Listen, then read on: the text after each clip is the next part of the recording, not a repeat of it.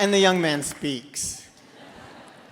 So we have some time for Q&A. I'm going to try and leave as much of it to you guys as possible. So if you have questions, put up your hand, shout it out as loud as you can, and I will try to repeat the question as best as possible so everyone hears, and we'll go from there. Yes, gentleman right here in the front row. Question for the director.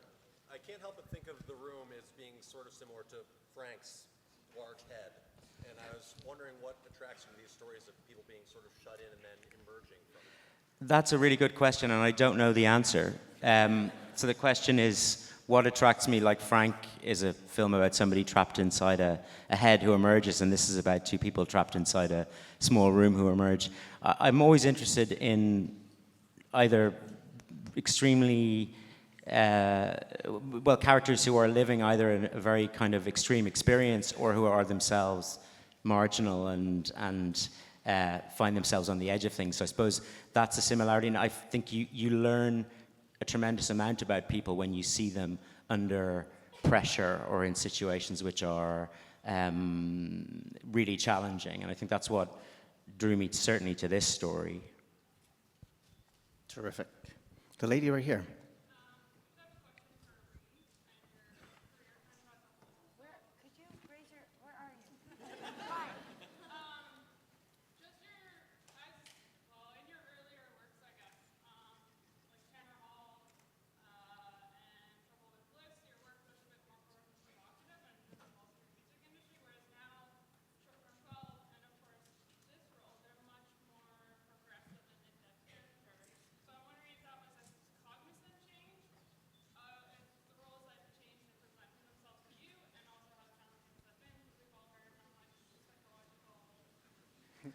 What?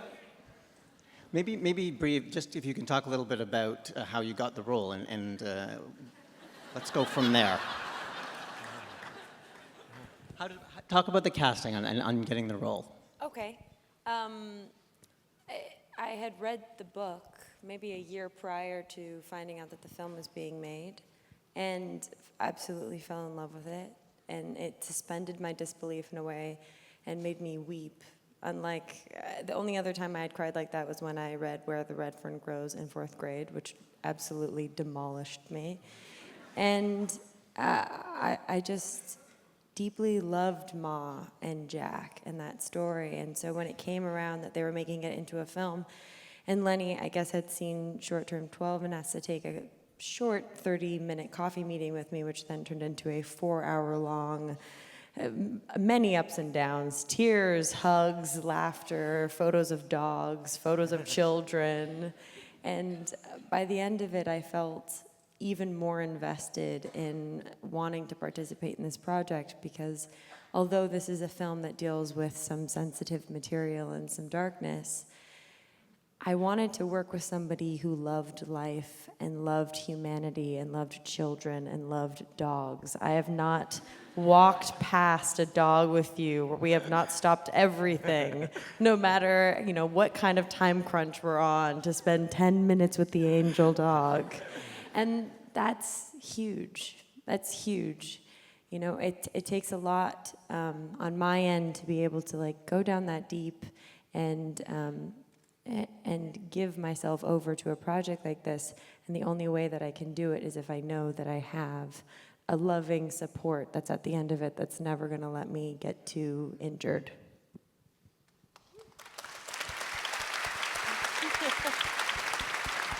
And Lenny, about the rest of the cast, in particular about the young man there.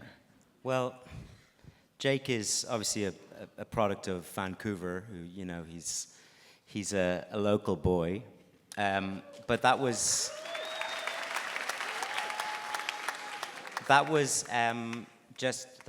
as it happened to be, because we looked all over North America, US and Canada, to find our Jack, and we would not have had a film had we not found a boy who is an actor, a proper, real, amazingly gifted actor, who also happens to be 7 or now 7 when we started.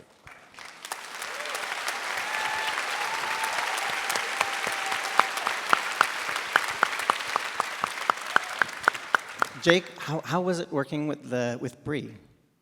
Can you tell us a little bit about that? Yeah. How was it working with Brie? She's a really nice person. Awesome. And how about Lenny? A really nice guy? He's a really nice director. It was really nice to work with the two because they're both really nice people. And Lenny has kids, so he knows what it's like to work with kids. Excellent.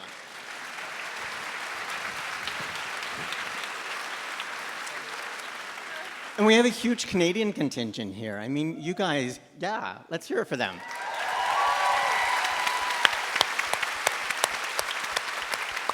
Do a couple of you want to comment on the film? I mean, it's a brilliant book.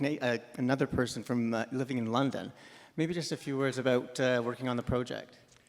It's a brilliant book. A brilliant book and a fabulous thing to work on. I mean, we didn't have to do the awful part at the beginning, so it was a joy to actually just create that family. So. For me, I can't say it was a joy every day. No, it actually was. It really was. They're very, very talented people and very loving people. And in what Brie said, I felt very safe because I did have to sort of live with a very horrible person for a couple months. That was me. So. Yeah, and Lenny is such a fabulous guy, and so a little meeting turns into a long meeting with a lot of topics about life and love and pain and everything. So it's a pleasure to work with somebody like that. I felt very privileged to work with the team, this trio here. That was mainly what I was doing. And I just found watching the movie, that was for me, was the first time seeing that movie. And I was amazed at with something that was so heavy and so dark and so potentially hopeless, how much hope was brought out. And I think everyone felt that, and I certainly did. I couldn't really get through it.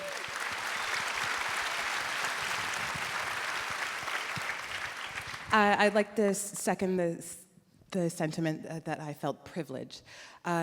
Lenny welcomes a sense of play, and we were working with really strange environmental constrictions sometimes, and then there was Brie and that magnificent scene when her and Jacob are reunited, and every single time and every take having to witness that and watch someone do that, it just reinvigorated my sense of being an actor.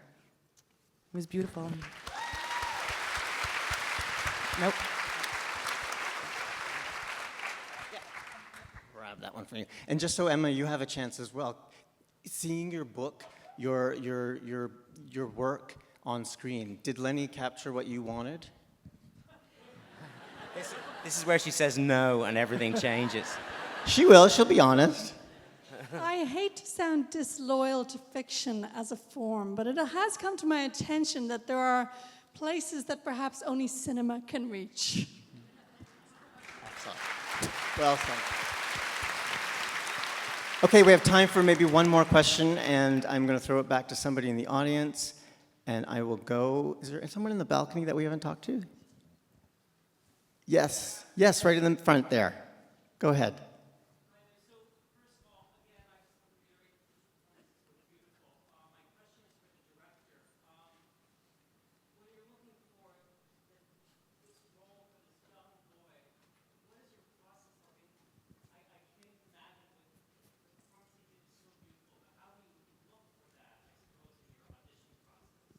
I think it's the same as any, it really is, in one respect, the same as any relationship with an actor, which is just trying to get a sense of that person and find a way of communicating with them and find a way of talking about what's happening in the scenes that makes sense to them. And in the case of Jake, that's one set of ideas and references, and it would be very different for an adult, but it's the same fundamental principle. Where it's different is finding that person, because obviously with young actors, you're not, there isn't an established set of people that you can go to and think, is it this person or this person?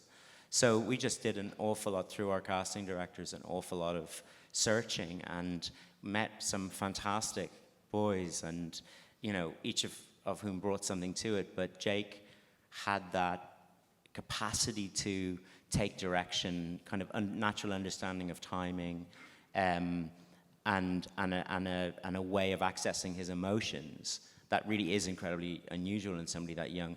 And I think when we saw it, and when I met him in person and worked with him, I felt very secure in what we were trying to do, and also just incredibly lucky. I don't think there would be a film if we hadn't found Jake.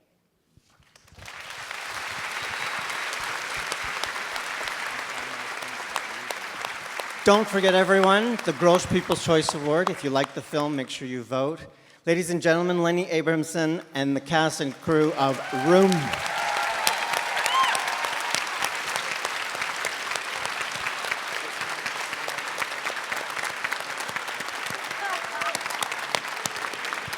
Thank you.